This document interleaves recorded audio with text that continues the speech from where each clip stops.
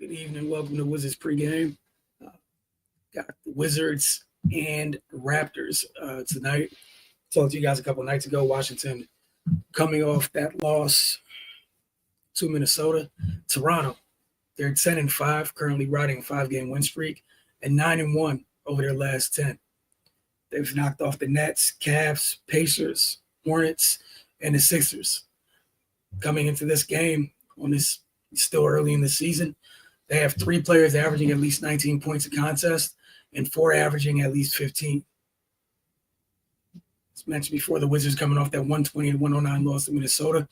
Washington had that nightmare second quarter in that one and could never really make up ground, leading to their 12th consecutive loss.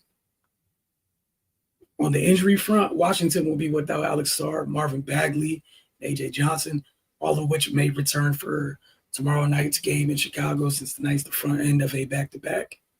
The Raptors are the 10th highest scoring team in the league at 119.9, 120 points a game. They shoot the ball really well from the floor, 50% from the floor, 36.6 from deep. They take good care of the ball, only 5th in turnovers. Just something to keep in mind as we're watching tonight's game.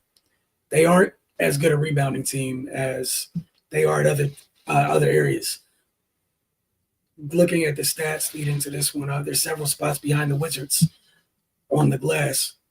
Defensively, they're 12th in points allowed a game, 11th in opponent field goal percentage. Opponent teams are 46.3% shooting from the field, and they're 4th at defending the three-point line. His team shoot just 32% from the floor, 32 from range against them.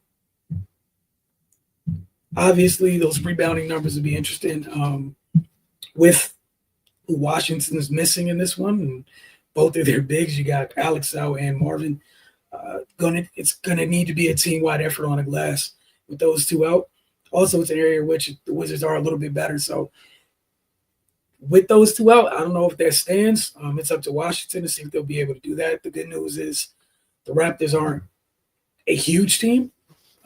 They're similar in size to the Wizards, so it's going to come down to their guards and wings who's going to be able to do more on the glass, obviously. For Washington, we've been talking about defense all season long, literally been an evergreen topic. In this game, one of the keys, you have to slow down the Raptors trio of Brandon Ingram, R.J. Barrett, and Scotty Barnes. Scotty Barnes is shooting 38.9 from deep this season.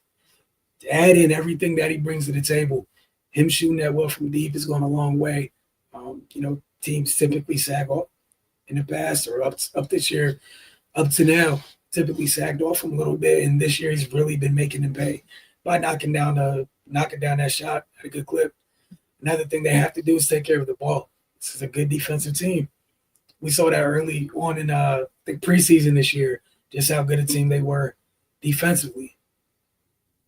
So that means Washington can't be sloppy with the ball, and everyone that's going to be receiving a pass tonight, step towards the ball, go towards the ball to catch it. There's a lot of irritants on this Raptors roster. The last thing you want is them getting out, getting steals and deflections, getting out in transition, and making life easy for them. Lastly, for Washington, swing first. Much too often this season, we've talked about them responding or having to respond or, responding late and then coming up short. Swing first. Maybe that could alleviate some of those issues we've seen over and over again this season. You have to swing first, especially against a team like the Raptors.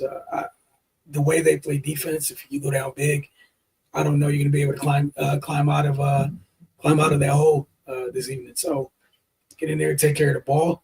Obviously compete. But those are the keys of the game. We'll check in with you guys afterwards for Wizards Outlook. As always,